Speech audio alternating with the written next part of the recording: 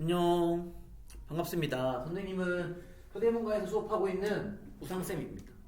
다들 지금 시험 기 아닐 텐데 이렇게 또 영상까지 보고 아주 고생이 많아요. 하지만 어떡하겠니? 해야지. 자, 우리 오늘 4회 4주차 이번 달의 마지막 주차가 되겠군요. 우리 한번 같이 보도록 합시다. 페이지는 48페이지가 되겠고 서대문관에 지금 강의실이 요 뒷모습밖에 찍을 수 없는 강의실만 남아서 이해해 주세요. 자, 첫 번째는 화법이야, 얘들아, 그렇지? 강연이네, 말하기. 우리가 이제 그 강연, 그 화법이나 작문 같은 경우는 기본적으로 발췌독을 하는 것이 훨씬 편하고 빠르게 풀 수가 있다. 왜냐면 여기서 시간을 줄여야지만 우리가 뒤에서 문학이나 비문학을 풀 때 시간을 아낄 수 있으니까. 우리 뒤에 한번 문제를 먼저 봤더니 두 문제가 딸려 있어. 첫 번째, 강연자의 말하기 방식에 대한 설명으로 적절하지 않은 것은. 말하기 방식이라고 했을 때 우리가 그럼 선지별로 어떤 부분을 좀 중점을 두고 물어보고 있나 확인을 해보면 되겠지. 첫 번째는 구체적인 수치, 두 번째는 청중에게 질문, 세 번째는 핵심 개념 정의, 네 번째 관용적 표현, 다섯 번째 강연자의 개인 경험, 이렇게 나와 있어. 그래서 이런 방식들을 사용했을 때 효과 당연히 살펴봐야겠지만, 일단은 앞에 제시된 그 방식들이 글 안에 있나 없나 정도만 가지고 먼저 확인을 해도 큰 어려움이 없다. 자, 그 다음에 두 번째 문제를 봤더니 위 강연을 들은 청중이 추가적으로 제기할 수 있는 내용으로 적절한 것은. 쉽게 말하면 청중이 어떤 강연을 들었을 때 이거에 대한 추가적인 질문으로 적절한 걸 고르라는 거잖아. 그러면 추가적인 질문을 했다는 건 내가 이것과 관련된 어떤 내용을 들었는데 이거에 대해 더 알고 싶어. 그거에 대한 질문을 하는 거겠지. 그러면 적절한 거 하나 고르는 거니까 나머지 네 개는 정말 좀 그러니까 이 글에 그 강연에 제시되지 않은 전혀 좀 생뚱맞은 그런 내용일 가능성이 크다는 거야. 실제로 이거 헌법에서 많이 틀린 유형이 2번 같은 유형이란 말이야. 그래서 우리 이런 부분 한번 신경 써가지고 아래에 있는 1번부터 5번까지의 내용이 글에 관련이 있나 없나 그걸 신경 쓰면서 읽으면 되겠죠? 1번은 빛 공해는 자연 생태계에 어떤 영향을 미치는지, 그 다음에 빛 공해가 발생했다고 판단하는 기준은 뭐냐, 세 번째 줄이기 위한 방안, 네 번째 도시에서 별을 찾기 어려운 이유, 마지막 우리나라에서 많이 발생하는 이유. 이런 선지들과 관련이 있는 거 없는 거 이것만 한번 신경 쓰면서 읽어보겠습니다. 그럼 우리 앞으로 가서 빠르게 한번 확인을 해보면, 학생 여러분 안녕하세요. 저는 땡땡 환경운동단체에서 근무하는 누구누구입니다. 환경의 날을 맞이하여 이렇게 어쩌고 자기 인사 정도네. 1문단은 가볍게 넘어갑시다. 자, 혹시 여러분이 사는 곳에서 늦은 밤에 북두특성을 찾아본 적 있나요? 하면서 질문을 던지고 질문을 던지고 대답까지 들었어. 찾아보긴 했지만 찾지 못했다고요? 그렇다면 어디로 가야 될까요? 계속 질문을 던지고 있죠? 또 대답을 듣고. 맞습니다. 시골에만 찾을 수 있죠. 도시의 하늘에서 별을 찾기 어려운 이유는 시골보다 도시에 더 많이 발생하는 빛 공해와 관련이 있다. 도시의 밤하늘에서 별을 찾기 어려운 이유는 빛 공해랑 관련이 있대. 그러면서 빛 공해란 뭔지 알려주네. 인공조명이 너무 밝거나 지나치게 많아서 밤에도 낮처럼 밝은 상태가 유지되는 현상을 의미한다. 빛공해의 정의도 나와 있고. 자, 그 다음 문단으로 넘어가 봅시다. 이탈리아, 독일, 미국, 이스라엘 등의 연구팀이 실시한 세계의 빛공해에 대한 실태조사에 따르면 전 세계인의 3명 중 1명은 은하수를 볼 수 없는 것으로 나타났습니다. 또한 빛 공해는 동식물에게도 악영향을 미칩니다. 연구에 따르면 빛 공해는 야행성 동물과 그리고 파충류의 호르몬과 번식에 영향을 미치며 조류의 이동 경로를 방해한다고 합니다. 그리고 식물은 낮과 밤을 구분하지 못해 정상적인 성장을 하지 못한다고 합니다. 이러한 동식물뿐만 아니라 인간도 빛 공해로 인해 많은 피해를 보고 있습니다. 빛이 너무 밝으면 순간적으로 시각이 마비되기 때문에 안전사고의 위험도 높아지고 조명이나 광고물이 밀집되어 강한 빛을 내면 시선이 분산되고 판단력 저하되고 사고 위험도 높아집니다. 심하면 야간시를 이렇게 만들고 암 발병률을 높이기도 합니다. 라고 하면서 이번 우리가 읽었던 문단은 이 전체가 악영향이지, 악영향. 우리 문제에서 뭐라고 했냐면 따로 다룬 이야기가 없네. 생태계에 주는 영향. 그래서 동물, 식물,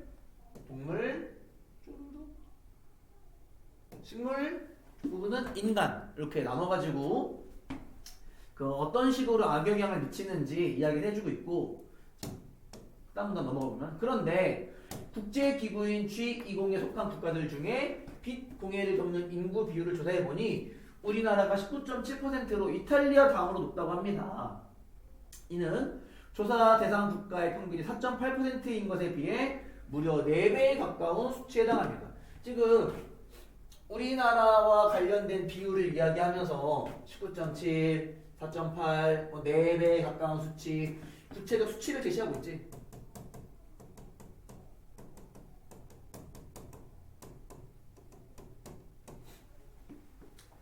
보다 신뢰성을 높여주는 거겠죠? 이 읽는 사람들이 좀 더 요 강연 내용을 믿을 수 있게. 우리나라가 다른 나라에 비해 빛 공해가 심한 것은 국토 면적이 좁아 인구가 도시에 밀집되어 있고 급속히 산업이 발전했기 때문이라고 합니다. 이 부분이 이제 우리나라가 더 심한 이유.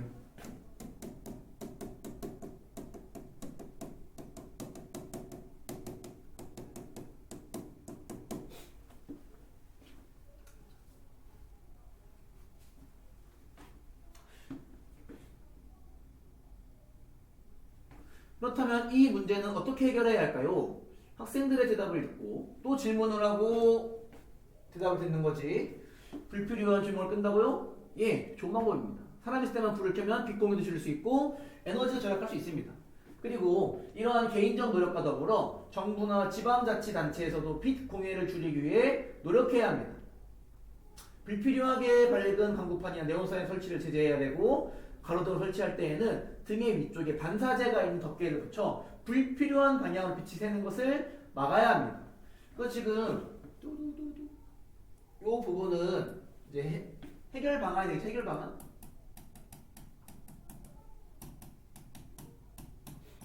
해결 방안을 제시하는데 앞부분은 개인적 노력, 그 뒷부분은 정부에서 할 수 있는 노력. 이 두 가지로 나눠서 제시를 해주고 있습니다.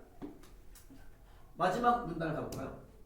과유불급이라는 말이 있습니다. 사자성어 사용, 사자성어.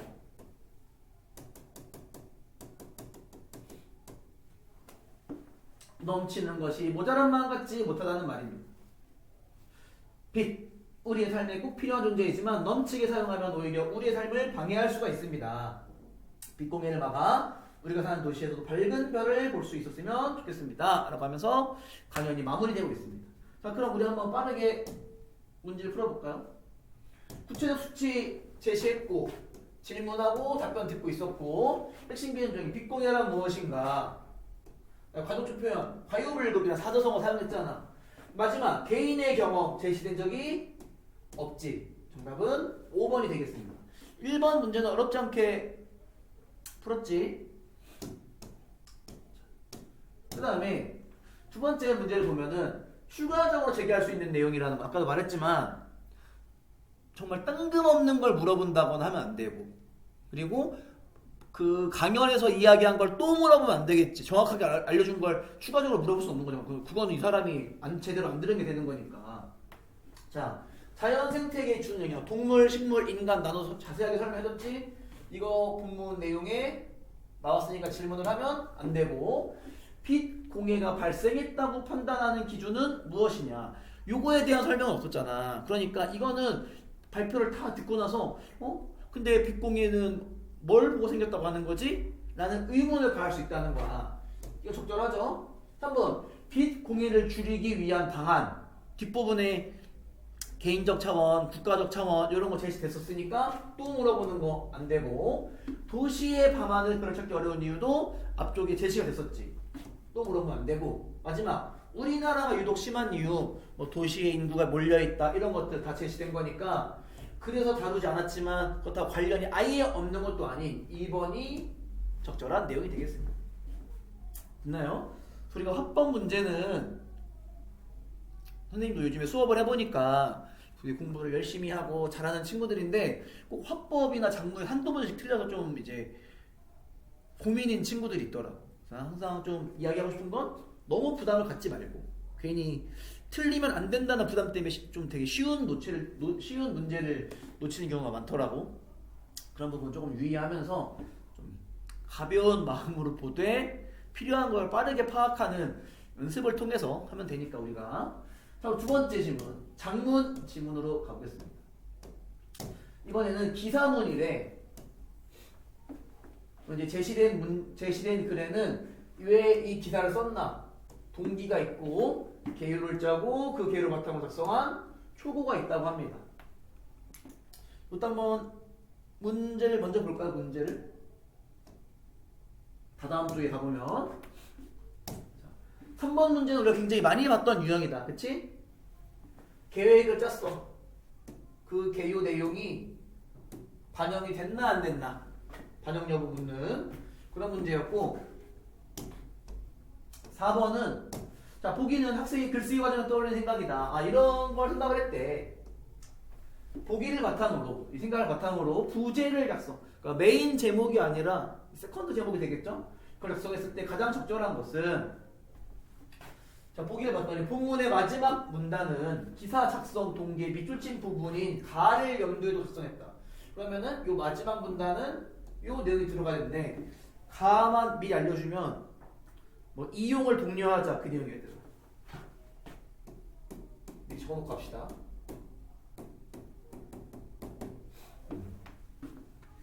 근데 이게 많이 잘 드러나지 않는 것 같다. 그래서 부제를 달되 이 학생들에게 이거 뭐 이용을 합시다. 요 메시지를 전달하고 싶은 거지. 오케이, 이건 이따 읽고 와서 확인을 해보고. 그다음에 마지막 문제는 우리가 가장 어려워하는 그 장문에서 어렵게 나온 유형이 고쳐쓰기라고 했지. 수정한다. 근데 막 봤더니 막 문장을 고친다라던가 막 피동 표현 이런 거 우리가 아직 제대로 안 배웠잖아. 너희가 이 영상을 볼 때쯤엔 배웠나? 안 배웠을 것 같은데. 아무튼 이런 내용들이 있으니까 이거는 글을 읽고 하나 왔다 갔다 하면서 확인을 해보도록 합시다. 다시 앞으로 돌아가서 보면 자 얼마 전 교지를 통해 알게 된 학교생활 전반에 관한 설문조사 중에서 위 클래스 관련 설문조사의 결과가 내 눈길을 끌었다. 우리 학교 위 클래스는 운영기간이 5년이 넘었음에도 이용률이 매우 저조했다. 그래서 위 클래스를 운영하신 전문 상담 선생님과 인터뷰를 하고 이를 바탕으로 뭐 관련된 정보 전달 기사를 써야겠다. 그리고 이용 동료 이거 이따 우리 아까 봤던 내용이지. 자 개요를 짰습니다.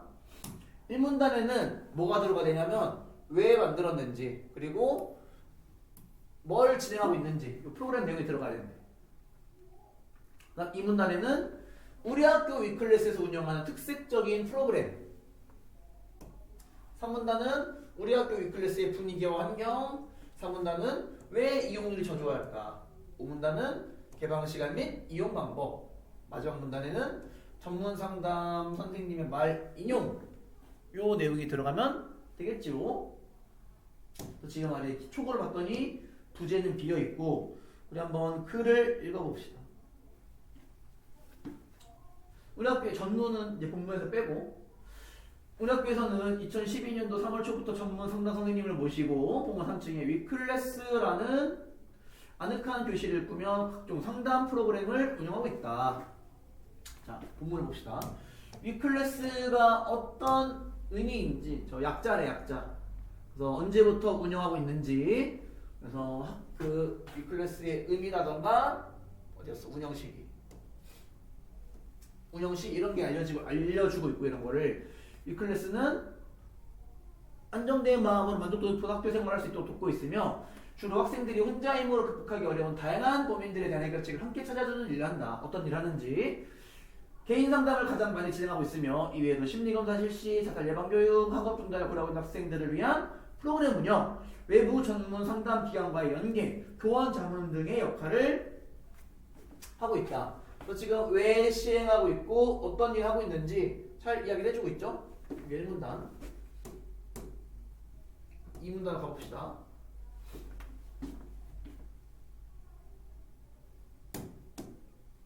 우리 학교 위클래스에서는 이와 같은 활동 외에도 다양한 프로그램을 추가적으로 진행한다. 우리 학교만의 특색적인 프로그램 이야기를 하고 있네. 힐링 동아리와 함께하는 애플데이 행사, 또래 상담자 양성 교육 등이 그 예이다. 애플데이 행사는 사과하는 행사 같죠? 사과하는 편지를 쓰면, 고마움을 전하는 편지를 쓰면 동아리 친구들이 간식 선물과 함께 그 편지를 전달해주는 행사고, 내년 10월에 진행된다. 10월은 여러 가지 학교 행사가 진행되는 달이고, 또 상시로 진행되는 그 어디 갔니? 애플데이 행사는 10월만, 그리고 또래 상담자 양성 교육은 상시 항상 진행된다는 거지. 이를 수료한 학생이 직접 상담자가 되어 친구들의 고민 해결 돕는 역할을 수행하는 프로그램이다. 이제 그 학교만의 특색이 되는 프로그램 잘 설명해주고 있고, 한 문단 상담 관련 공간하면 엄숙한 분위기 떠오르겠지만 우리 학교 위클래스는 그런 분위기가 아니다라고 알려주고 있고, 뭐 아늑한 분위기 이야기를 하고 있습니다. 그 다음에 여기가 4문단이 되겠죠?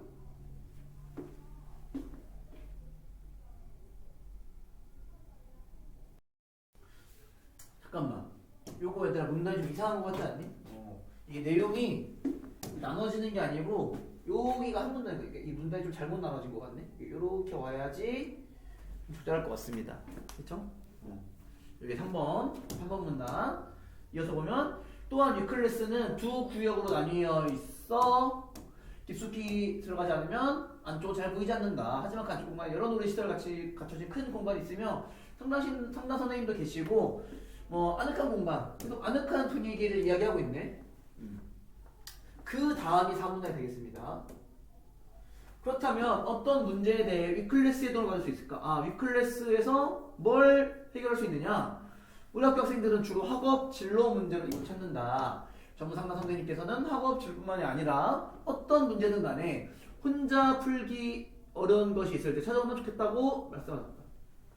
그러니까 뭐 메인으로 하는 건 학업 진로지만 뭐든 상관없다 라고 이제 선생님께서 말하셨고, 이 클래스에서의 상담을 통해 실질적 해결책을 찾아갈 수도 있지만 완벽히 풀리지 않을 수도 있다. 그러나 그 이야기를 나누는 과정만으로도 문제를 바라보는 관점이나 상황을 대한 태도가 달라질 수 있다. 그러나 언제든 마음에 답답함이 들 때면 이 클래스를 찾아가도 좋을 것 같다. 약간 좀 벌써 좀 이상하네. 고쳐 써야겠네 여기는. 일단 이어서 읽어봅시다. 5문단.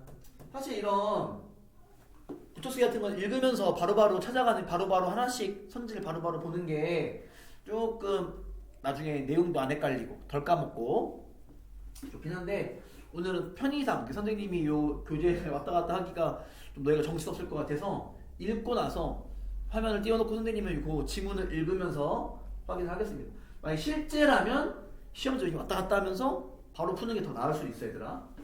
5문단 가보면, 위클래스는 오전 8시부터 오후 5시까지 항상 열려있지만 개인 상담은 기본적으로 예약제로 운영됩니다. 일단 운영시간 나와있네. 운영시간과 이용 방법, 신청서 작성, 의논하고 예약한다. 그래서 가면 되고, 교과 수업 시간일 때는 동의서 있어야 되고, 수업의 시간이면서 과연 예약된 상담이 없는 시간에 방문했을 때, 이것도 좀 이상하네요. 표현이. 방문했을 경우에는 즉각적으로 상담이 가능할 수 있다. 이제 상담을 진행하는 방법. 마지막 6문단. 마지막으로 전문 상담 선생님께서 학생들에게 하신 말씀을 전하며 기사를 마친다. 이 부분이 인용된 부분이네. 얼마 전에 상담을 했던 한 친구가 그러더라고요. 이런 데는 자살하고 싶었는데 오늘 과격하네요. 여전히 학생들은 이것을 낯선 공간이라고 생각하는 것 같아요.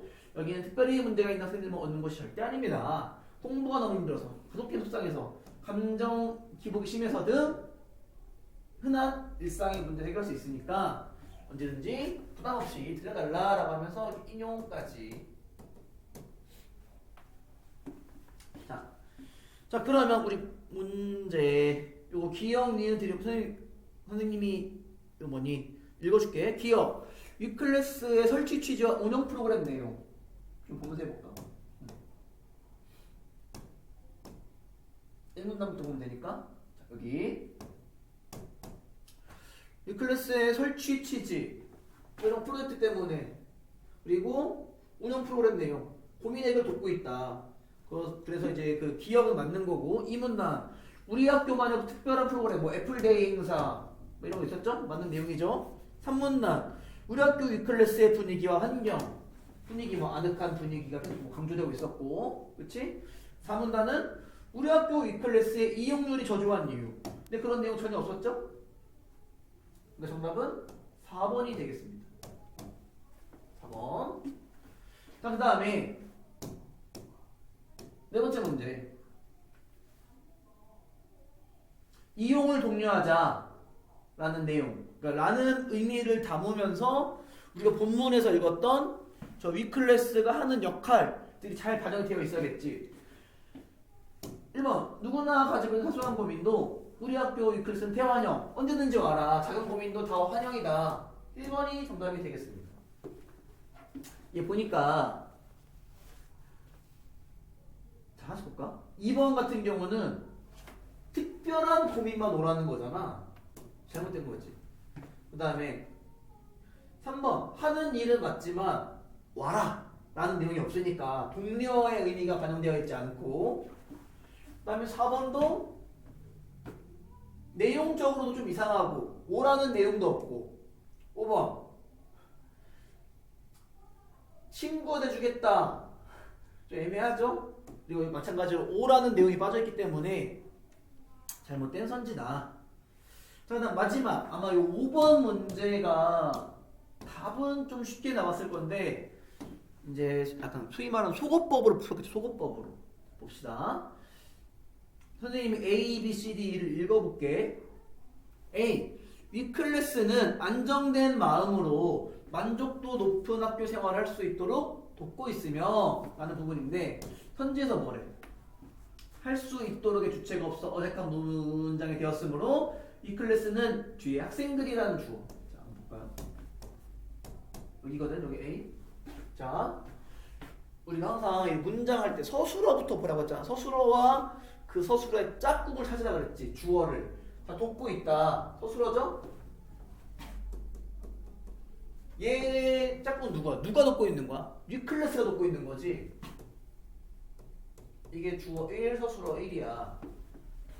뭐뭐 하도록 돕고 있다라는 이 안쪽에 있는 것들이 절이 될 텐데, 학교 생활을 한다. 누가 하는 건데?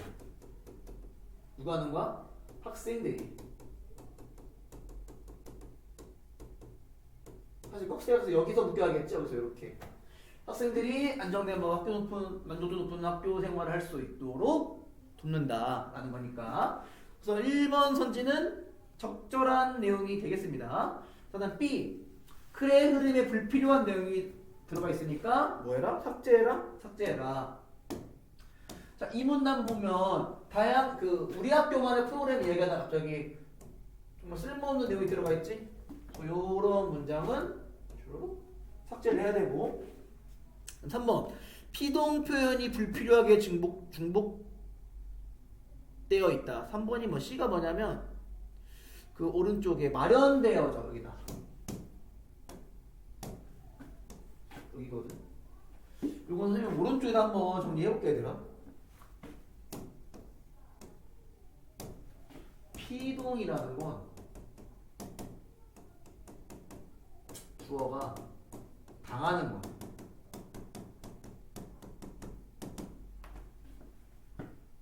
그럼 아늑한 공간이 당한 거잖아. 그래서 마련되다 라고만 적으면 돼. 근데 저거 어지다 이거죠. 어지다. 그 어지다 같은 경우 있거든. 어지다가 뭐냐면 이건 어떤 경우에 쓰냐? 밥을 먹어지다.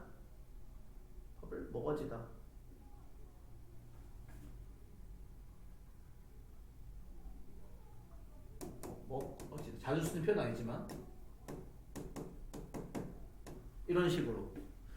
근데 이 되다도 피동 표현이고 이 어지다도 피동 표현이란 말이야. 피동 표현을 이중으로 사용하는 건 안 돼. 문법적으로.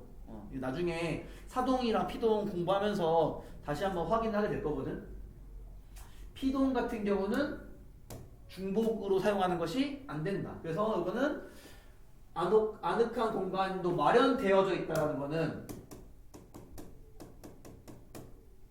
마련되다에다가 어지다가 더해진 거야. 어미가 이렇게 말하면 여기서 끊어가지고 마련되어지다잖아. 이건 지금 두 번 쓰인 거지. 되다랑 어지다가 이게 안 된다는 거. 그래서 잘못된 적절하게 고치는 거. 일단 얘 맞고 얘 맞고 B도 맞는, 그러니까 C도 맞는 내용이 되는 겁니다. 자, 그 다음에 D로 돌아가서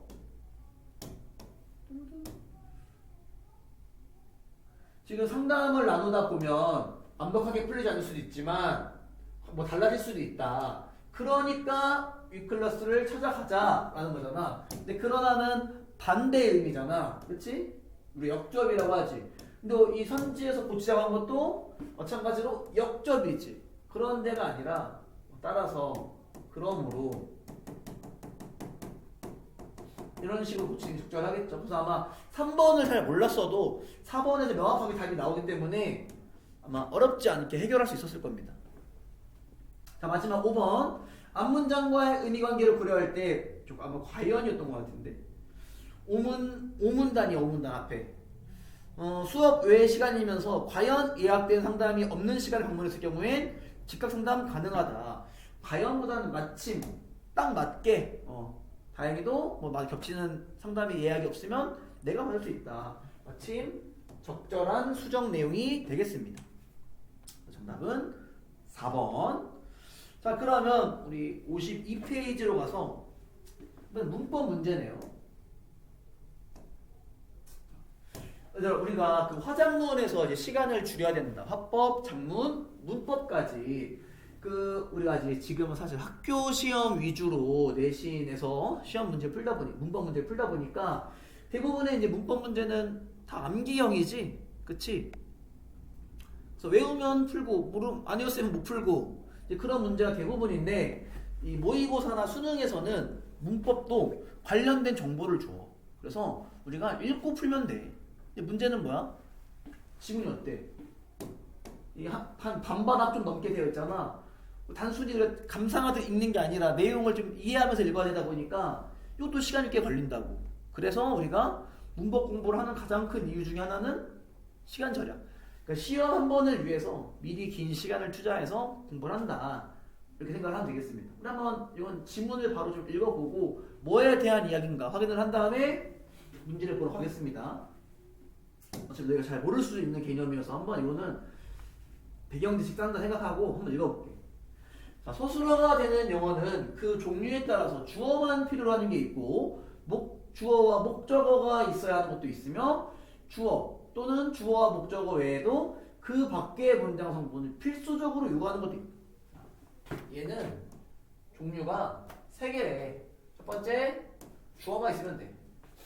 두 번째 주어와 목적어까지 있어야 돼. 세 번째 주어나 주어 목적어 말고 그 밖의 문장 성분, 뭐 부사어 이런 거 되겠죠? 자, 같은 동사이지만 울다, 쏟아지다, 끓다 등은 주어만 있으면 하나의 완전한 문장을 이룬다. 이런 걸 예문 만들면 되는 거야. 아이가 운다, 비가 쏟아진다, 물이 끓다 이런 식으로 이러한 동사 주어만 있으면 되는 애를 자동사라고 하고 한편 먹다, 만지다, 삼다 같은 애들은 주어와 목적어가 있어요. 내가 밥을 먹다. 내가 뭐 강아지를 만지다. 친구를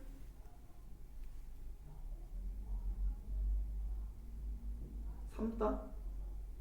좀 부사어가 있어야 되는 거 아니야? 삼다? 집신을 삼다. 요즘 잘 안 쓰는 표현. 선생님도 너희랑도 동년배다 보니까 가물가물한 단어들이 있습니다. 우리가 집신을 만드는 거, 그 끈 같은 걸 꼬아가지고 만드는 걸 삼다라고 해요. 집신을 삼다. 이것도 을이라는 목적어가 필요하네. 그렇죠? 이런 애들은 주어 목적어가 있어야 된다. 그래서 목적어까지 필요로 하는 동사를 타동사라고 한다. 뭐 이 정도는 영어 공부에서 많이 나오던 거여서 낯선 내용은 아니지. 자, 이게 지금 저 앞에서 말한 1번, 그 다음에 여기 타동사가 2번에 대한 예시가 되겠습니다. 자, 그런데 타동사나 자동사 주어 중에는 주어나 목적어 이외에 보어, 부사어 같은 다른 성분을 필수적으로 요구하는 것이 있다. 구름이 피로 변하다. 순이가 동생에게 장난감을 주었다. 와 같은 문장은 주어와 목적어 외에 밑줄 그은 말들이 없으면 불안정한 문장이 된다. 하나만 볼까요? 위에 거만 봅시다. 밑에 거 볼까? 주어, 목적어, 서술어. 근데 만약 이게 없어 봐. 순이가 장난감을 주었다 라는 문장을 보면 누구에게 줬는데? 라는 의미가 궁금해진다는 거야. 그래서 요 부사어가 꼭 있어야 된다는 거지. 물론 자, 이 문장들은 앞에 문맥이 주어지면 뜻이 통할 수도 있다. 예컨대 또 예시를 들어주고 있네. 순이 장난감을 주었다는 단독으로 쓰면 불완전한 문장이지만 그 앞에 이런 동생이 자꾸 치마 걸었다 같은 문장이 있으면 장난감을 동생에게 준 거구나 라는 의미가 이제 완성이 된다는 거지. 맥락상 형용사도 마찬가지다. 대부분의 형용사가 주어하고만 어울려 완전한 문장을 이룰 수 있지만 그렇지 않은 경우도 있다. 저 그림은 실물과 꼭 같다. 이곳 기후가 농사에 적합하다 에서 밑줄 그은 부분은 주어는 아니지만 반드시 필요하다는 거야. 저 그림은 꼭 같다. 이곳 기후가 적합하다. 이것만 하면은 애매하다는 거지. 완전한 의미가 아니다라는 거. 이처럼 완전한 문장을 이루기 위해 서술어가 필요한 문장 성분이 몇 개인지에 따라 그런 서술어를 한 자리 서술어, 두 자리 서술어, 세 자리 서술어라고 구분을 한다. 자.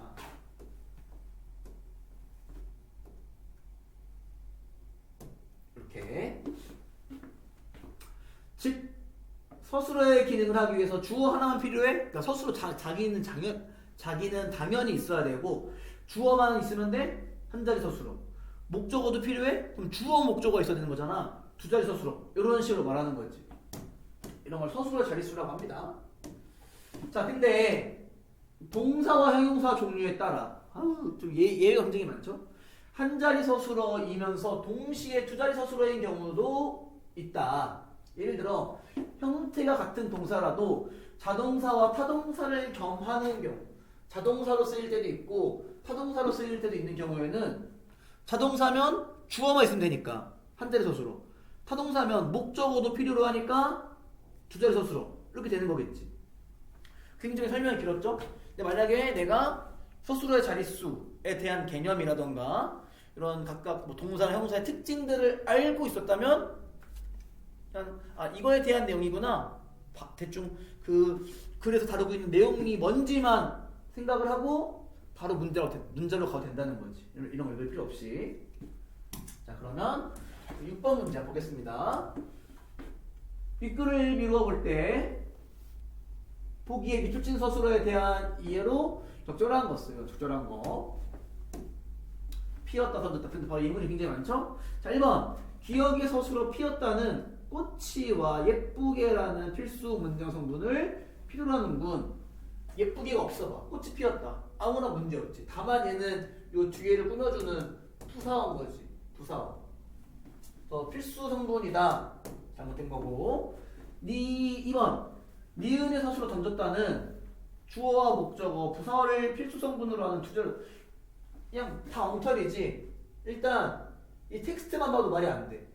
세 개가 필요하잖아. 그럼 두 자리가 아닌 거지. 그치? 이렇게 보면 두 자리가 아니고. 근데 실제로 이 던졌다라는 거는 주어 서술어는 있어도 되고 얘는 없어도 돼. 그래서 사실은 두 자리 서술어가 맞아. 여기가 잘못된 거지. 여기가. 이게 빠져야 되고 요게 빠져야 되는 거지. 그렇지? 던졌다는 두 자리 서술어는 맞지만 앞에 있는 설명이 잘못된 거고, 그러니까 문제를 풀기 위한 목적이라면 2번 선지 문장 안에서 앞뒤가 맞지 않는다. 그쵸? 이렇게 해결을 해도 어려움이 없다는 거야. 한번 디귿이 완전한 문장이 되려면 서술어 다닌다는 주어인 동생 이 외에 저건 주어니까 이 주어 외에 보어가 필요로 하다. 동생이 학교에 다닌다 이런 게 들어가야 되잖아. 그러면은 얘는 부사어야 부사어. 3번도 잘못된 거지. 리을을 한번 볼까요? 리을의 아니다는 주어하고만 어울려 문장을 이룰 수 있는 형용사에 해당할 뿐. 주어만 있으면 돼? 아니야. 얘가 있어야 돼 무조건. 얘는 주어하고만 어울린다 아니고 보어도 있어야 됩니다. 보어. 우리가 이 보어 같은 경우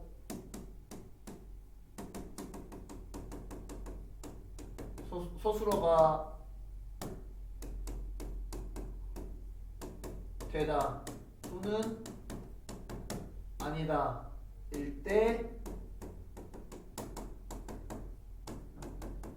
바로 앞에 이나 가가 붙은 말 이렇게 기억을 하기로 했지. 그래서 저 학생이 같은 경우는 보어였지 보어. 그는이 주어가 되는 거고. 5번 성실한 농부가 어쩌고저쩌고는 서술을 바꾸었다는 주어, 목적어, 부사어를 반드시 필요한 세대서술어. 일단 문장 자체가 3개 세대서술어. 일단 짝은 맞고. 자, 이런 꾸며주는 말 빼고 우리가 필수성분만 보면 주성분만 보면 농부가 황무지를 바꾸었다. 이게 주성분이잖아. 자, 이렇게 했을 때 그래서 뭘로 바꿨는데 궁금하다는 거지. 그래서 요 부사어까지도 꼭 있어야 하는 부사어. 요 서술어는 3개의 문장 성분을 필요로 하는 3자리 서술어다. 정답은 5번이 되겠죠? 굉장히 좀 길게 이야기했지만 사실 이 문제도 이 문제에서 물어보는 내용까지 파악하는 시간 포함 여기까지 한 1분 30초면 풀 수 있어야 돼요. 자, 그 다음에 7번을 가보려면 자, 7번, 먼저 문제 읽어줄게. 자료의 기억에 해당하는 것은요. 기억이 먼저 보고 넘어갑시다. 기억은 이거야. 하나의 동사가 자동사가 되기도 하고 타동사가 되기도 해서 서술어가 이제 한 자리 서술어가 되냐, 두 자리 서술어가 되냐. 자, 봅시다. 아이들이 즐겁게 논다. 그럼 이거 얘는 부속성분이니까 빼면 아이들이 논다. 오케이. 맞는 거고. 자동사로서. 가족들이 유치를 논다. 유치를 논다는 유치를 가지고 이렇게 윷놀이 한다는 거지. 가족들이 논다라고 했을 때 유치를 논다의 그 논다와 의미가 다르지. 그럼 이 논다는 반드시 이 유치이라는 목적어가 있어야 되는 거야. 그럼 얘는 타동사로서 적절하게 내셔야 되겠지. 그래서 정답은 1번입니다. 1번. 2번 같은 경우는 둘 다 자동사. 아니 애초에 저 컸다는 건 형용사네. 그치 심지어. 자동사. 그 다음에 그냥 활짝 피었다. 웃음꽃이 피었다. 이건 그냥 다 자동사. 목적어가 필요 없는 실제 의문을 쓰이지 않고 있고. 학생들이 노래를 불렀다. 배가 부르다. 노래를 부르다. 요거는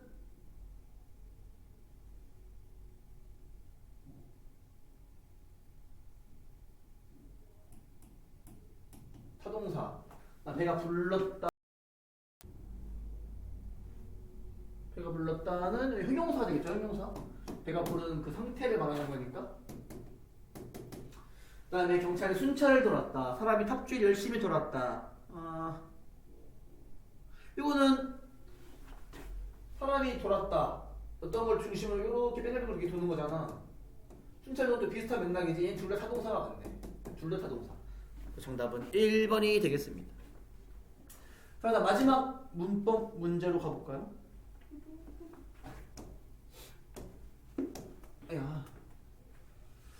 자, 보기에 기억에서 미음에 대한 설명을 적절하지 않은 것은 높임법 관한 내용이네. 자, 높임법. 이것도 한번 이번 기회에 잘 알아둘까요? 자, 우리말 높임법은 세 개의 종류가 있대. 하나씩 볼 거야. 주체 높임법은 결국 쉽게 말하면 주어를 높이는 거야. 주어. 문장에서 주어를 높이는 거고, 상대 높임법은 그 말을 듣고 있는 상대방을 높이는 거나 낮추는 거. 마지막 객체 높임법은 우리가 지금 이 대화하는 말의 대상이나 즉 목적어나 부사어를 객체라고 하는데 그걸 높이는 거야. 일단 개념적으로 어떻게 차이가 있는지 확인하면 되겠고, 잘못된 걸 고르는 거네. 한번 봅시다. 기억 1번 주체인 할머니를 높이기 위해서 일단 내가 어머니에게 말하는 거야. 이게 청자가 되겠죠? 상대.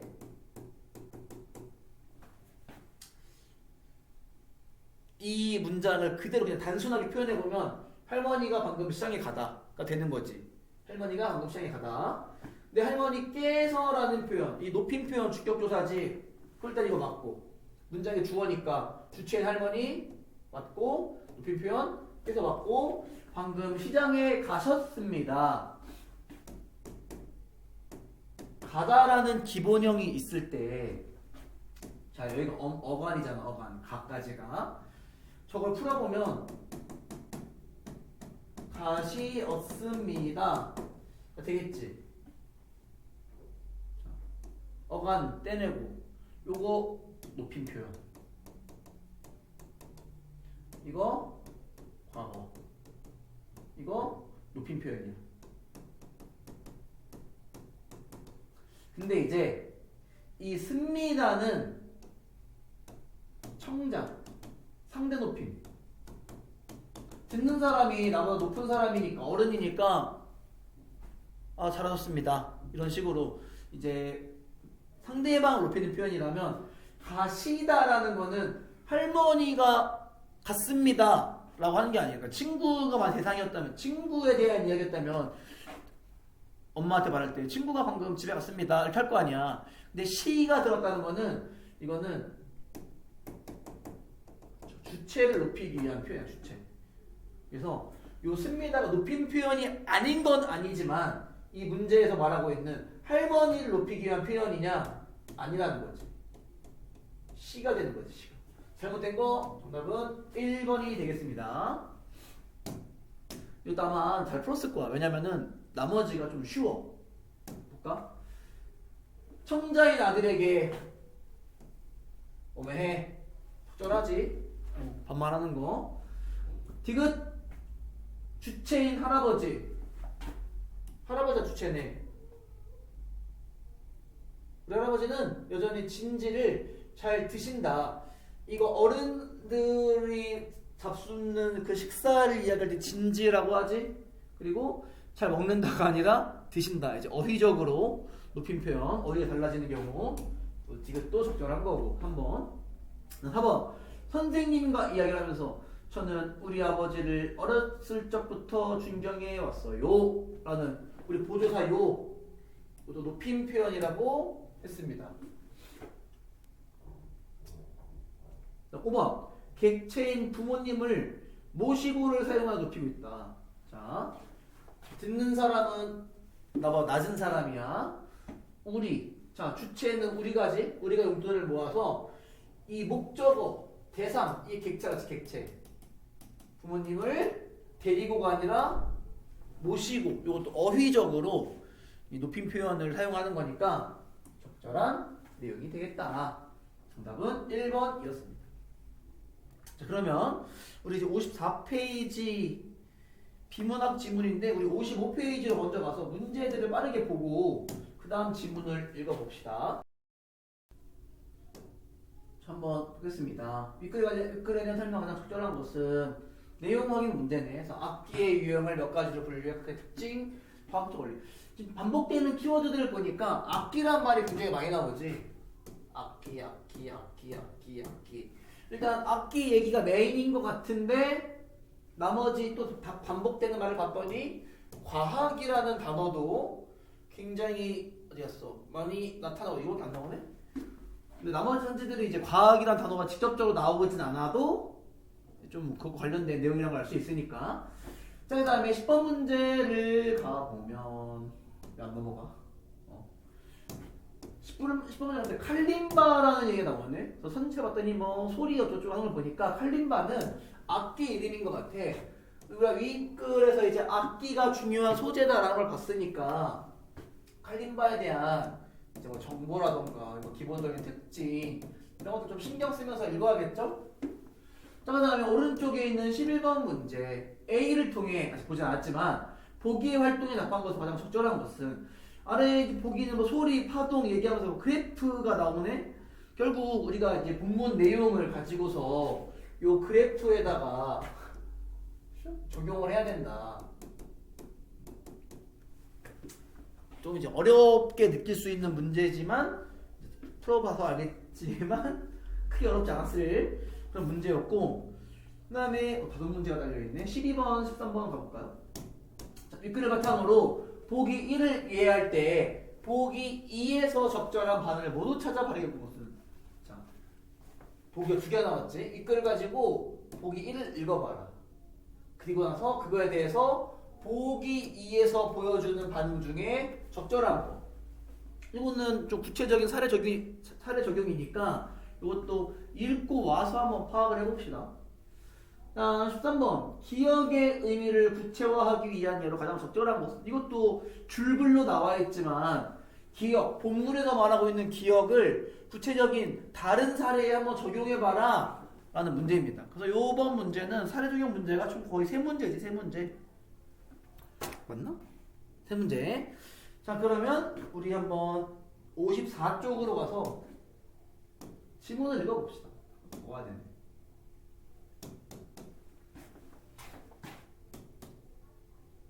좀 가볍게 넘어가야 되는 문장은 빠르게 넘어가겠습니다. 자, 1문단부터 한번 보면 속이 빈 나무 상자나 박, 야자 열매 위에 길이가 조금씩 다르고 가는 얇은 세막대를 튕기면 맑고 청아한 음이 투명하고 영롱하게 퍼져나간다. 그래서 뭐 이 악기는 칼림바다. 칼림바. 뭐 칼림바 이름이 다양하다 등등등등 있고, 아프리카 정확히 말하면 여기에 민속 악기래. 그래서 3000년 전부터 나무나 대나무 등을 만들어졌고 개발되고 연주되어 왔다. 우리 구체적인 수치 나오면 조심해서 보기로 했으니까 3000년 전 나무나 대나무, 1000년 전 쇠를 만들기 시작했다. 읽는다는 칼림바라는 악기가 뭐 어떻게 생겼는지, 언제 등장을 했는지, 뭐 칼림바 유래 정도? 유래와 뭐 변천? 어떻게 변해왔는지 그 정도만 이야기를 하고 있습니다. 이 문단 가봤더니 칼림바는 엄지손가락만으로 가는 막대판을 튕겨서 소리를 내는 타악기다. 이제 칼림바가 무엇인지,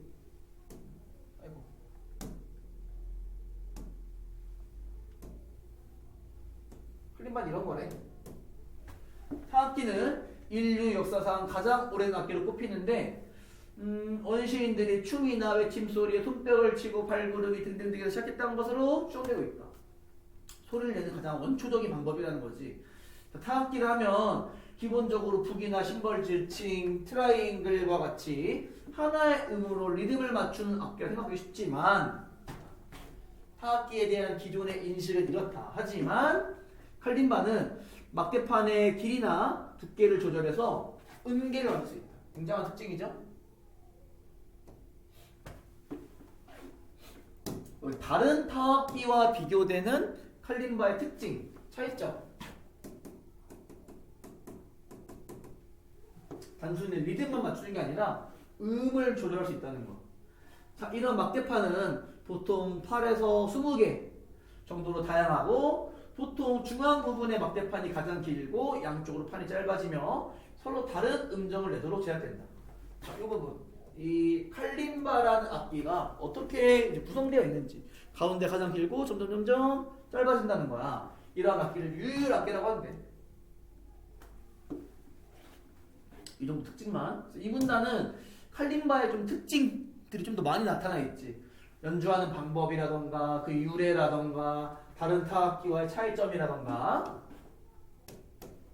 문단 가봅시다. 트로트 그렇다면 칼림바에서 막대판이 튕겨지면 나는 소리를 우리는 어떻게 들을 수 있을까? 소리를 조금 더 집중을 하고 있는데 소리. 질문을 통해서 화제를 제시하고 소리와 관련된 그리고 독자의 흥미도 유발하는 거지. 잔잔한 호수에 돌을 던지면 그 자리에 동심원이 퍼져나간다. 동심원이 생기는 이유는 물이 위아래로 진동하며 출렁이기 때문에 생기는 거고 소리가 퍼져나가는 현상도 이와 비슷하다. 물체끼리 부딪히면 떨림, 즉 진동이 생기는데 소리를 내기 위해서는 진동이 있어야 되는데 진동이 소리의 시작이구나. 원초적인 악기인 칼림바를 비롯해 이 세상에 존재하는 다양한 악기들이 소리를 내는 원리는 진동이라는 개념을 이해하면 쉽게 파악할 수 있다. 이거는 모든 악기들과의 공통점이라고 할 수 있겠죠? 진동으로 소리가 난다는 거. 자, 4문단 가보겠습니다.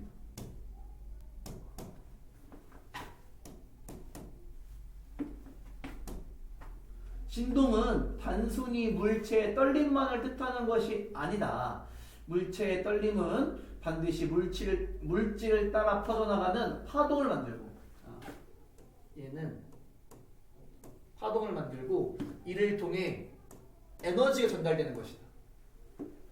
정리해보면 소리는 에너지가 파동의 형태로 공간을 이동하는 것이다. 소리란 거는 요거래요.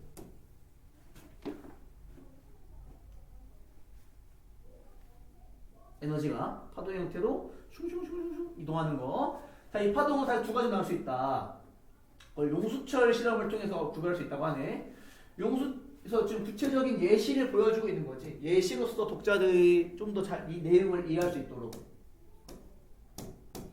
용수철을 바닥에 두고 양끝을 친구와 잡은 채 좌우로 이렇게 흔들면 용수철이 좌우로 움직이면 파도처럼 출렁이는 무늬를 만드는데 이걸 뭐라고 한다? 횡파라고 한대. 횡파. 횡파는 매질의 진동 방향이 파동의 진행 방향과 수직이다. 수직.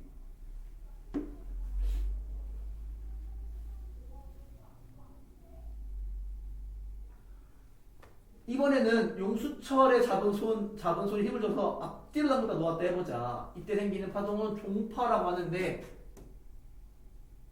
종파는 매질의 진동 방향과 파동의 진행 방향이 나란하다. 여기까지가 이제 용수철을 가지고 실험한 그 실험에서 통해서 알 수 있는 파동의 두 가지 종류. 자, 그리고 중요한 건 뭐래? 모든 소리는 바로 종파래. 종파. 즉 소리는 공기 밀도의 조밀 빽빽한 부분과 성긴, 느슨한 부분을 번갈아 만들면서 사방으로 퍼져나간다. 이 부분이 굉장히 중요하겠죠? 그리고 총 4문단 내용을 총 정리한 거니까 파동의 정리하면 4문단만 정리를 해보면 파동의 종류는 진행 방향과 수직으로 움직이는 횡파가 있고 그 다음에 진행 방향과 파동 방향이 같은 방향인 종파가 있는데 소리는 다 종파다. 이렇게 파동을 일으키니까 빽빽한 부분도 있고 느슨한 부분도 있고 하다는 거지. 자, 여기까지가 4문단 내용이고 5문단 소리의 시작 조건이 진동이고 소리가 파동의 형태로 퍼져나간다 해도 매질이 없다면 우리는 소리를 들을 수 없다. 소리의 시작 진동 그리고 파동의 형태로 퍼져나가. 하지만 매질도 있어야 돼. 소리를 전달하는 대표적인 매질은 공기인데 이 공기 덕분에 우리는 다양한 소리를 들을 수 있다. 그래서 매질 중에 가장 대표적인 게 공기래. 공기. 물론 소리는 바닷가 같은 고체를 통해서도 물 같은 액체를 통해서도 전달된다. 우리 방바닥에 길이 됐을 때 쿵쿵 거리는 소리 들릴 수 있는 거, 물속 돌 부서 소리 들리는 거, 그 경우라는 거지. 어쨌든 5문단은 매질이란 게 있어야 되고 소리는 공기를 통해 주로 전달된다. 6문단으로 가볼까요? 다시 칼림바가 등장을 했습니다. 그래서 칼림바를 가지고 무언가 소리에 대한 어떤 정보를 주려고 하는 거네. 그래서 육문단 여기 지금 예시 문단이 되겠지. 일단 그렇게 표시가 되어 있으니까 그러니까 예시를 표시한 건 아니지만 예시 문단이 아니라 이제 나무판을 각각 서로 다른 길이로 잘라서 만든 칼림바가 있다고 가정해 보자. 칼림바의 나무판은 짧아질수록 더 높은 소리가 난다. 여기는 예시 문단이라고 하긴 했지만 이 안에서 그 굉장히 다양한 관계를 보여주고 있단 말이야. 잘 정리를 해봅시다. 나무판은 짧아질수록 더 높은 소리가 난대. 이러한 소리의 높낮이는 진동수에 따라 결정되는데 진동수가 많으면 높은 음이 난대. 좀 더 읽어보고. 나무판이 길고 굵을수록 무겁고 천천히 진동이 낮은 소리를 내고 짧고 가늘수록 빠르게 진동에 높은 소리를 낸다. 그럼 요 부분이 포인트가 되겠죠? 하나만 예시를 해보면 나무판이 짧고 가늘어. 그러면은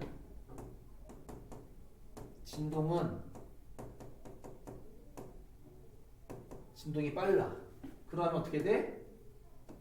소리는 높아져. 길고 두껍고 할 때는 반대겠지. 그치? 하나만 기억을 하면 되겠습니다. 자, 한편 좀 다른 이야기를 할 건가 보네요.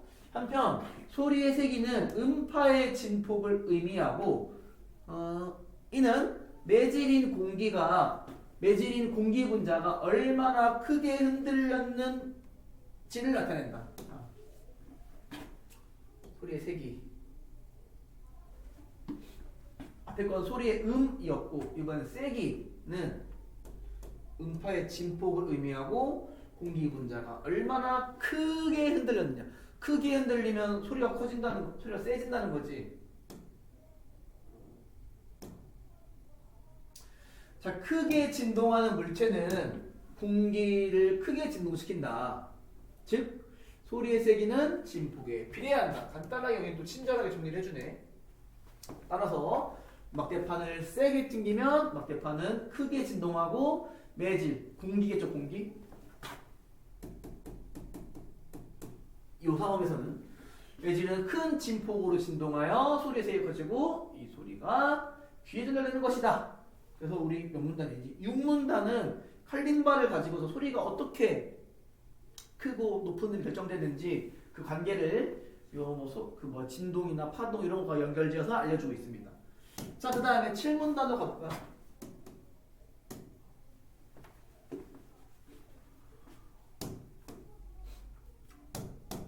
소리의 높이, 세기 다 6문단에서 이야기한 거지. 같더라도 모두 같은 소리를 내는 것은 아니다. 모든 악기는 자신만의 음색을 갖고 있다.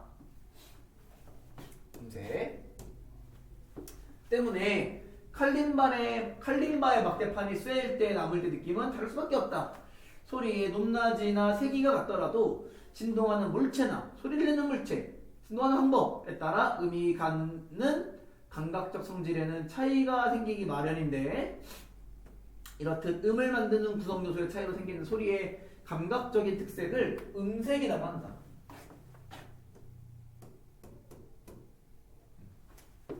음색이 뭔지 또 친절하게 정의를 해주고 있습니다.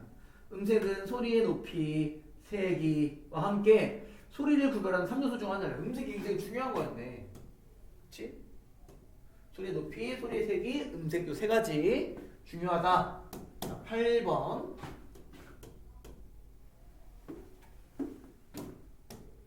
칼림바의 구성 요소 중 하나인 속이 빈통도 특별한 역할을 한다. 이제 다시 칼림바로 돌아와서 빈통이라는 게 있는데 그 역할을 하는데 칼림바의 막대판을 튕겼을 때 속이 빈통에서 울려 퍼지는 소리와 아예 이런 것이 없는 상태에서 울려 퍼지는 소리는 확연히 다르다.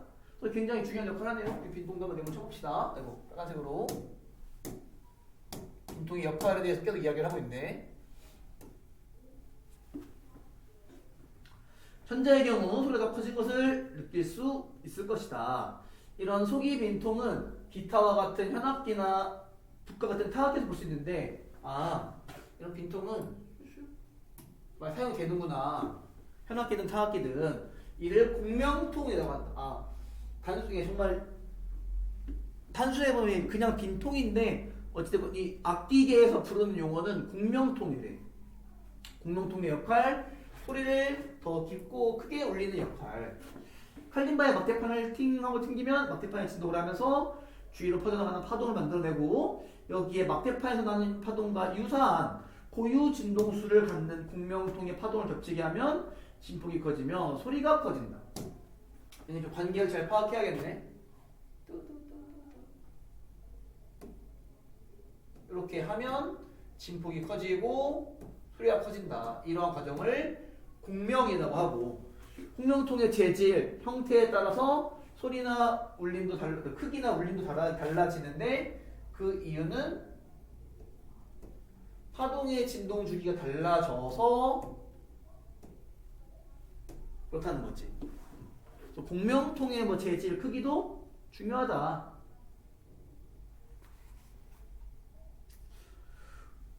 마지막 구문단의 마지막 맞지? 구문단은 별 내용이 없지? 원초적이면서 단순한 구조를 가진 칼림바라는 악기를 통해 우리는 악기의 재질과 음색의 관계 그리고 소리의 높낮이, 공명 등을 이해할 수 있다. 음악은 다양한 악기를 이용해 연주하는 예술이다. 이 세상에 존재하는 다양한 악기가 소리로 구현되는 원리를 이해하는 것은 음악을 좀 더 심층적으로 이해할 수 있는 데 도움이 될 것이다. 이 지문 같은 경우는 약간 갈래복합 지문이지. 이 예술, 음악과 과학 지문이 같이 나타나는. 자, 한번 문제를 풀어볼까요? 윗글에 대한 설명 가장 적절한 것은 악기의 유형을 몇 가지로 구분해 각각의 특징, 칼림바 얘기밖에 안 나왔지. 타악기 얘기밖에. 전통악기 예시로 사용해 칼림바, 악기 소리가 전달되는 과정, 과학적 설명. 이게 정답이지.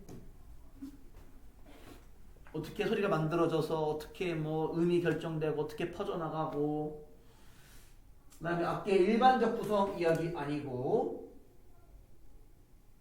악기 소리와 일반적 소리 비교한 적 없고, 전통악기가 변하는 양상. 앞부분에 칼림바라는 악기가 3000년 전, 1000년 전 하면서 조금씩 차이는 있었지만 그게 메인이 아니잖아. 소리를 구성하는 3요소의 개념이나 이거랑 연결되지 않았잖아. 이건 1문 도입 부분이었고 뭐 뒷부분에 나온 내용이니까. 정답은 2번이 되겠고, 그 다음에 10번 문제. 칼림바에 대한 설명이니까 아무래도 몇 문단이야? 중간에 많이 나오긴 했지만 1, 2 다 봐야겠네. 한 4문단 빼고는 다 나오는데 4, 5문단 빼고는. 봅시다. 다양한 음정으로 소리를 표현할 수 있다. 그렇지. 일반적인 타악기와는 구별되는 이 칼림바만의 특징 맞고, 막대판의 재질에 따라 이걸 쇠로 하느냐 나무로 하느냐에 따라서 음색 달라진다. 맞는 내용이고, 막대판 그러니까 가운데에 있는 막대판을 튕길 때 가장 큰 진동수. 요거는 그 뭐 진동수 얘기 나오면 어디야? 기본적으로 6문단을 봐야겠죠. 6문단. 우리 6문단에서 봤던 내용이 뭐냐면 요거지. 짧고 가늘고 뭐 진동 빠르고 요 관계. 그러면 우리가 알아야 되는 건 뭐야? 가운데에 있는, 그러니까 칼림바 이렇게 V자 형태가 있을 때 가운데 가장 긴 거였지. 요거지 요거. 가장 길다. 아이고. 가장 길다. 근데 지금 우리가 봤던 거는 짧으면 높다. 그럼 길면 낮은 소리가 될 텐데,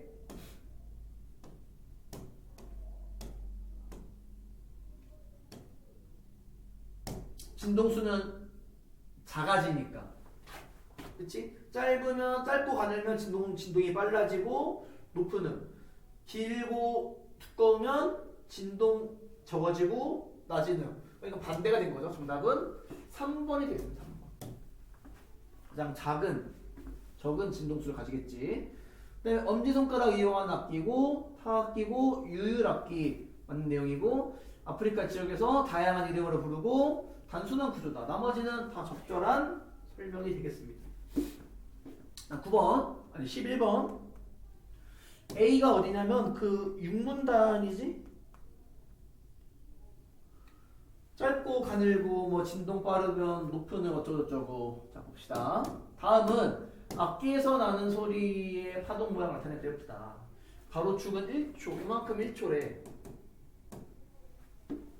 세로축은 파동의 높이, 그리고 파동의 크기겠네. 파동의 크기.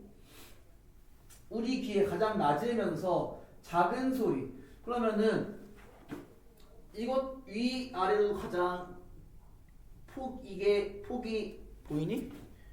요 폭이 짧아야 되고, 그다음에 1초 동안 진동하는 수도 적어야 돼. 그러면 정답은 1번이 되겠죠? 위 아래든 이 하나의 폭이든 다 작잖아, 가장. 그렇지? 정답은 가가 되겠다. 그렇죠? 1번. 자, 그 다음에 12번으로 가볼까요? 보기 1 내용을 먼저 봅시다. 똑같은 크기, 모양, 재질로 만들어진 유리잔에 서로 다른 양의 물을 담고. 이게 포인트겠네. 나머지 조건은 똑같아. 양은 달라. 젓가락으로 두드리면서 실로폰처 연장을 본 적이 있을 것이다. 이건 역시 칼림바와 같은 원리로 소리를 냈다. 일단 이건 명확한, 반박할 수 없는 정보고. 자, 보기 이 기억부터 한번 봅시다. 맞는 것만 고르는 거지. 물이 채워진 유리잔을 젓가락으로 두드리면 매질 진동 방향과 매질의 진동 방향, 파동의 진행 방향이 나란한 종파. 소리는 다 종파다라는 내용이 4문단 우리 파란색 꺽쇠친 그 용수철 예시 부분에 있습니다. 기억은 맞는 내용이고, 니은 유리잔을 채우는 내용물, 유리잔의 재질의 변화를 줌으로써 음색 변화. 이거는 음색은 7문단에 나온 7문단에 소재가 달라지면 소리도 달라진다. 그 다음에 유리잔에 물을 채워 물이 매질 역할을 하게 함으로써 유리잔을 두드렸을 때 나는 소리가 소리가 지금 우리 귀에 들리는 건 공기를 타고 오는 거지 물이 매질이 아니라 공기가 매질이 되는 거죠. 디귿은 틀린 거. 리을 답은 나와버렸네. 읽어봅시다.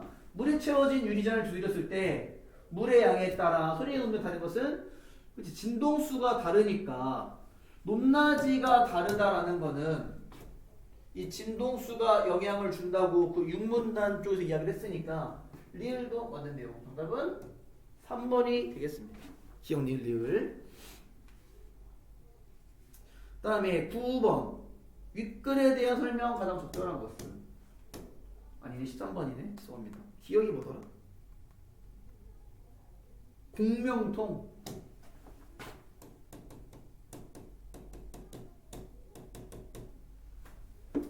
공명통은 잠깐 지문을 보고 올까 얘들아. 공명통은 하는 일은 일단 이거야, 그렇지? 역할을 크게 하는 원리는, 그러니까 그 소리를 크게 하는 원리는 막대판에서 나는 파동과 유사한 고유 진동수를 갖는 공명통의 파동을 겹치게 하면 소리가 커진다.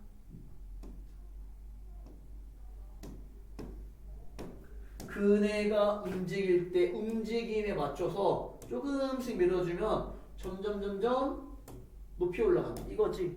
비슷한 애들끼리 비슷한 파동으로 하면 커진다. 얘도 커지는 거잖아. 진폭이 커지는 거니까 소리가 커지는 거. 정답은 1번이 되겠습니다. 나머지는 뭐 볼 필요 없겠죠? 자, 그 다음에 우리 58페이지.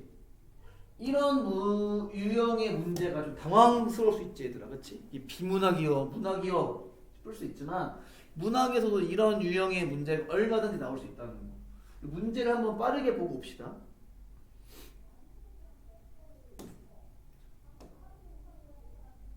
14번부터 가를 이해하면, 이거 가는 거의 비문학들이잖아. 그 내용 읽고 와서 하나 또 확인을 해보면 크게 어려워서 풀 수 있다. 근데 지금 현지를 빠르게 봤더니 한국 문학에 대한 이야기를 하고 있고, 문학의 뭐 내용적 특징이라던가,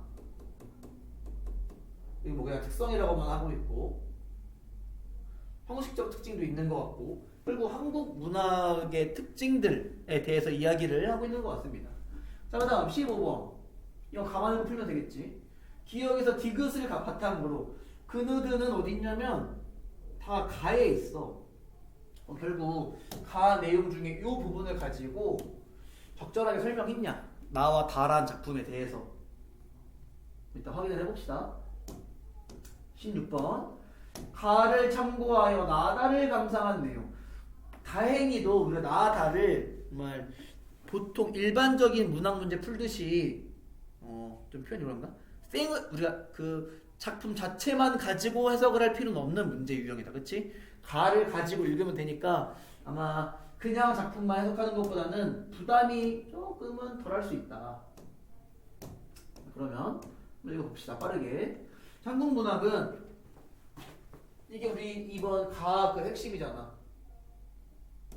이거래. 한국인이 한국의 생활을 정서를 담아 한국어로 쓴 문학이다. 다쳐도 되겠다. 그렇지? 다칩시다. 밑줄을. 자, 나눠지는 거는 음성 언어로 창작된 구미문학, 문자로 창작된 기록문학 둘 다 한국 문학에 들어간다 라는 거고, 한국 문학은 한국인의 경험, 사고, 상상을 한국인의 생활 방식이나 문화 조건에 어울리는 언어로 형상화, 언어로 만들어냈다는 거지. 한국인의 정서적 특징이 잘 반영되어 있다. 당연한 내용이지, 이것도.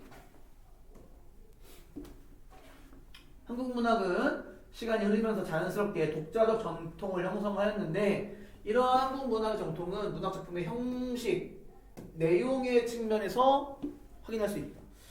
우리가 갈무리 정규 수업이든 내신 수업이든 하다 보면 형식, 내용 이런 의미를 굉장히 많이 쓰지. 이런 표현들을 하나씩 이야기를 해봅시다. 형식적 측면에서 본 한국 문학의 전통은 일단 어디서 본다? 향가에서 보자. 향가는 초기에는 사구체 형식을 주로 사용했으나 그 이후에 두 번 반복된 형태인 팔구체가 나타났고, 팔구체에다가 시상을 집약하는 납부의 형식으로 두 행이 더 결합되면서 19체라는 완성된 형태를 갖게 된다. 납부 형식은 19체 한가가 3단의 시상 전개를 이루는데 큰 영향을 미쳤습니다. 일단 3단이래. 19체 한가는 납부의 감탄사는 이유, 시조의 종장 첫 어절이나 가사 작품의 마지막 구의 첫 어절에 개성대가 나타난다. 이게 형식적 측면이라면 이걸 잊으면 안 된다. 우리가 지금 보고 있는 내용의 토픽. 가장 중요한 거는 형식적 측면에 관한 글이 있다는 거. 이 부분이. 자, 또 다른 전통은 진달래꽃 같은 현대시 어떤 지금 향가, 시조, 가사 다 이런 것들 고전 작품이잖아. 근데 그거 말고 현대시가도 보이는데 우리가 좀 익숙할 만한 진달래꽃이라는 예시를 제시해주고 있지. 자, 이 시를 감상하는 독자들이 그 운율에서 신숙함을 느끼는 것은 자, 너희는 못 느꼈어도 대부분의 사람 느낀다는 거야.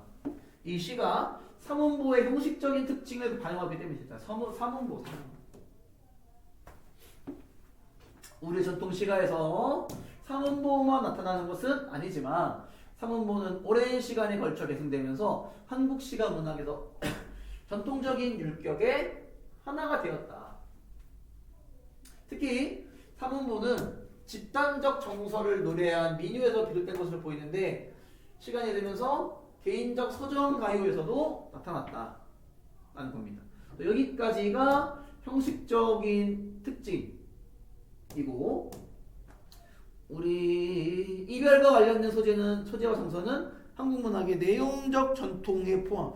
요거는 파란색으로 한번 표시해 보겠습니다. 형식은 앞에서 빨간색, 그다음에 누구야? 내용은 파란색. 자, 한국 문학에서는 인간의 보편적인 생활 경험인 이별을 주요 소재로 다루면서 이별 때문에 생기는 정서를 이별은 보통 안 좋은 거, 슬픈 거잖아. 그거를 긍정적 가치로 습어하는 모습을 그려낸다. 예술적으로 그려내는 거지. 한국 문학에서 시의 화자는 이별의 슬픔을 세련된 비유나 독특한 표현으로 드러냄으로써 이런 방법을 사용하면 돼. 이걸 가지고 이야기하는데 이렇게 표현을 한다는 거야. 그래서 어떻게 된다? 슬픔을 더욱 절실하고 아름답게 만들어서 작품의 미적 가치를 높이는 경우가 많다. 더 쳐봅시다. 특히 우리 좀 이 부분에 집중을 해야겠지? 특히 자연과 공감대를 형성해서 자신의 정서를 가다듬는 것을 보여줘요. 이는 당대 사람들이 자연을 정복의 대상이 아니라 조화와 공존의 대상으로 인식하며 일상의 자연을 작품의 소재로 자연스럽게 활용함으로써 가능했던 것이다. 일단 조화와 공존의 대상의 인식. 자, 한국 문학의 전통은 우리의 소중한 문화적 자산이다. 더 알차게 가꾸고 미래를 향한 새로운 전통을 형성하기 위해서는 지금까지 이어져온 한국 문학의 전통이 무엇인지 어떻게 이어져 왔는지를 이해하는 것이 중요하다. 다만 이거 좀 신경 써야겠죠? 자, 바로 앞에서 여기 세모친 거 바로 앞에서는 우리 전통을 이어가는 거 중요하다. 하지만 너무 우리 거 잘났다 이것만 강조한다거나 딴 데 거 들어올 껴들 생각하지 마 이런 거 안 되고 한국 문학도 세계 문학의 일부다. 그래서 새로운 정통을 형성하는 것이 우리 문학뿐만 아니라 세계적인 문학 발전에 도움이 되는 거다라고 인식을 하고 으쌰으쌰 해야 된다. 자, 그러면서 나에는 제망매가, 다에는 귓돌이 아닌가? 귓돌이죠, 귓돌이. 자, 우리 일단 첫 번째 문제 바로 해결합시다. 이거 가만 보고 풀 수 있는 거잖아. 띠용. 자, 한국 문학에는 한국인의 생활과 정서 담겨 있다. 맞죠? 공통적인 측면으로 담겨 있다고 했고, 한국 시가의 전통 시가의 특성 현대시 삼원부 김소월 진달랬고 맞는 내용이고, 향가의 19체 향가를 완성된 것이 이거는 그대로 나왔습니다. 본문에 몇 문단이냐면 우리가 문단 표시 안 하고 있네. 2문단에 밑줄 썼어야 돼. 밑줄 맞는 내용이야. 한국 문학에는 구비 문학도 포함된다. 당연한 내용이지. 5번 한국 문학의 전통에 대한 이해는 세계 문학의 이해를 통해 실현 아니지. 정답은 5번이고 한국 문학 역시 세계 문학의 일부다 라는 이야기는 있지만, 그러니까 우리의 전통성을 발전시켜서 좀 이어가는 게 세계 문학 발전에 도움이 된다 이런 의도로 말하는 거지, 꼭 세계 문학을 이해하면서 우리 걸 이해해야 된다 그런 내용은 전혀 상관이 없습니다. 5번이 잘못된 정답. 그 다음에 기억 디귿을 바탕으로 가와 나를 설명한 거. 나와 다 설명한 거. 기억이 뭐였지? 기억은 낙구.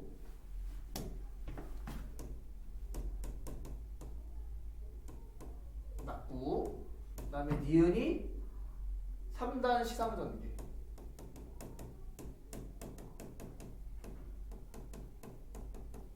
디귿이 삼음부.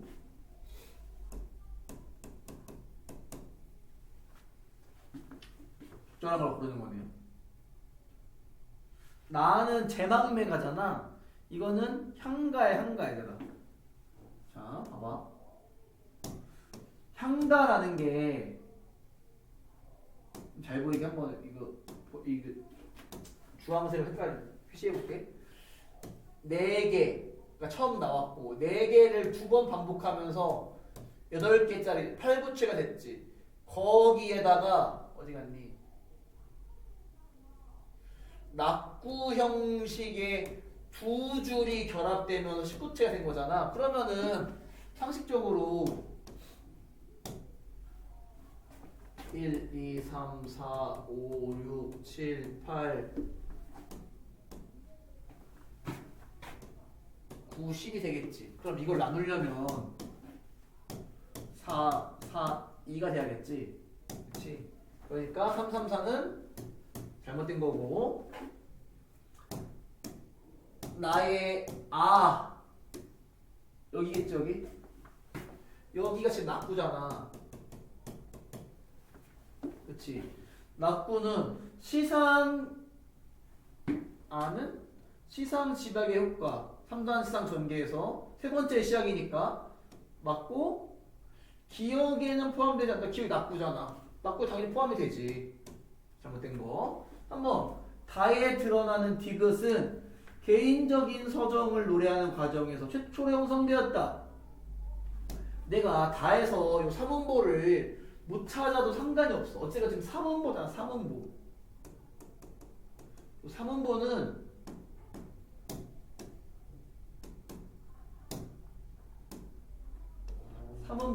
보면 얘들아,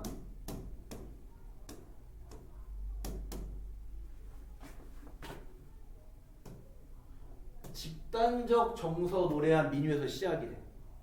그러다가 개인적 서정탑에 등장을 한 거지. 그러니까 노트북 충전기를 좀 가지고 충전기가 없어도 될 줄 알았는데, 자, 여기서 보면은 3번 보겠던 거지.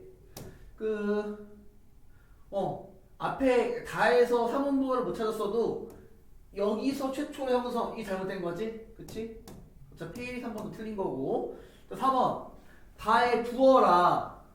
자, 이 보면은 초장, 시조나 시조, 중장, 종장 이렇게 이루어져 있을 때 두어라는 기억, 낙구에 포함된 감탄사에서 영향을 받은 거. 우리 어차피 요 가크를 참고하라고 했잖아. 이 형식적인 특징을 보면 한번 지워볼게 얘들아. 형식적인 부분을 봤을 때 낙구 형식은, 특히 낙구의 감탄사는 시조의 종장 첫어절에도 나타난다. 우리가 저 다 작품이 시조라는 걸 알고 있으니까 이것도 낙구 영향을 받은 거겠지. 감탄사 영향 받은 거 4번이 정답이에요. 4번 정답. 5번 다에서는 종장을 제외한 부분에서 디귿이 삼음보가 매우 두드러지게 나타난다. 딱 봐도 중장이 엄청 길지. 그치? 여기서 제대로 된 삼음보를 끊어낼 수 있겠어? 왜냐면 우리가 보통 시조라는 거는 평시조를 기준으로 이야기할 때 3장, 6구, 45자 내외 하면서 각각의 장이 세 덩어리로 끊어 읽어진다라는 거잖아. 이 종장도 길지만 중장부터 엄청 길잖아. 그러니까 종장을 제외한 부분에서 이 삼음보를 찾을 수 있다? 아니라는 거야. 그치? 아이고, 과하게 할 건 아니었는데 아니라는 거고. 자, 정답은 4번. 자, 마지막 16번. 가를 참고하여 나다를 감상한 등 적절하지 않은 것은, 나 다 모두 그러면은 형식적인 부분이나 내용적인 부분을 이어받고 있겠네. 아는 것은 1번 나와 다 모두 인간의 보편적인 생활 경험인 이별을 주요 소재로 다루고 있다. 우리 나 같은 경우는 그거지. 우리 제망매가가 죽은 누이에 대한 그 슬픔을 노래하는 작품이었잖아. 생사길은 얘 있음에 머뭇거리고, 이 삶과 죽음의 생과사라고 하죠. 생과사의 갈림길.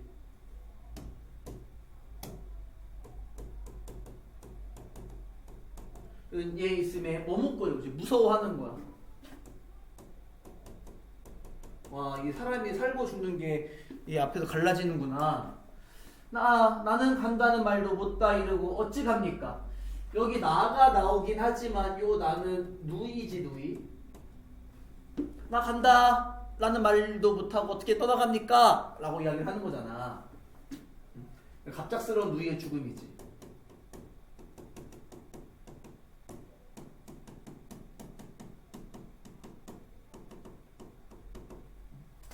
어느 가을 이른 바람에 이에 저에 떨어질 잎처럼 한 가지에 나고 가는 곳 모르는구나.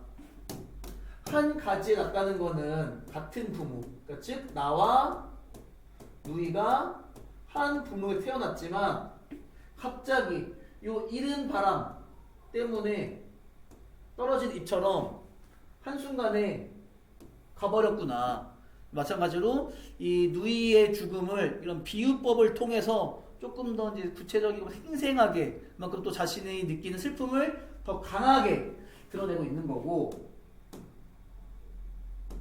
마지막 가보면 미타찰에서 만날라 도닦아 기다리겠노라. 요 나가 화자지 우리 월명사씨 화자. 그래서 누이가 갑작스럽게 세상을 떠나서 굉장히 슬프고 힘들지만 내가 미타차 이 불교에서 말하는 극락세계잖아. 나중에 내가 지금 열심히 도를 닦아서 나중에 누이를 여기서 만날 거다. 그때까지 열심히 도 닦으면서 살아가겠다. 요 부분이 종교의 힘으로 슬픔을 이겨내는 종교적 승화지. 종교적 승화. 그리고 이제 어찌됐건 누이가 세상을 떠났으니까 누이와 지금 현실 세계에서는 이별을 한 거니까 이별했다는 설명은 맞는 거고. 자, 달을 보면 깃돌이는 깃두라미야 얘들아. 깃두라미야. 어여쁘다 저 깃두라미. 어여쁘다라는 거는 불쌍하다지. 불쌍하다.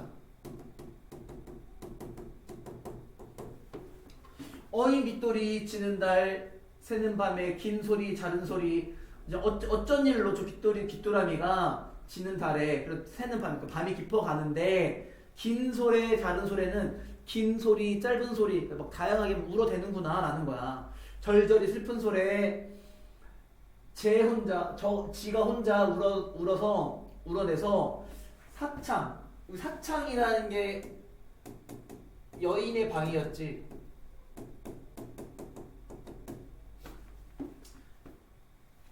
여웬 잠을 살뜰히도 깨우는구나. 저 깃두라미가 막 울어대가지고 지금 혼자 있는 요 방 안에 어떤 한 여인의 잠을 살뜰히도 깨우는구나. 그러면서 뭐래? 두어라. 제 비록 미물이지만 무인동방. 하찮은 생물이지만 아무도 없는 그 외로운 방에 나의 뜻. 나 외로운 사람이야. 내 뜻을 알리는 너뿐인가 하노라. 다른 사람은 내 마음을 몰라. 하지만 지금 밖에서 울고 있는 너만 내 마음을 알아주는구나. 조금 이거 결국 나는 혼자다라는 걸 계속 이야기하고 있는 거잖아. 그걸 고려한다면 다의 화자도 좀 이별한 상황이라고 볼 수 있겠죠? 그러면은 둘 다 이별 소재 맞는 거고, 나는 누이의 죽음을 긍정적 가치로 승화하는 한국인의 생각 맞고, 타는 자연과 공감대를 형성하면서 자신의 슬픔을 가다듬고자 하는 한국인의 사고를 드러내고 있다. 이것도 맞는 내용이지? 잠깐만. 그치, 맞는 내용이지? 종교적 힘으로 이겨냈고, 자연물, 깃두라미. 깃두라미야, 너도 슬퍼하는구나.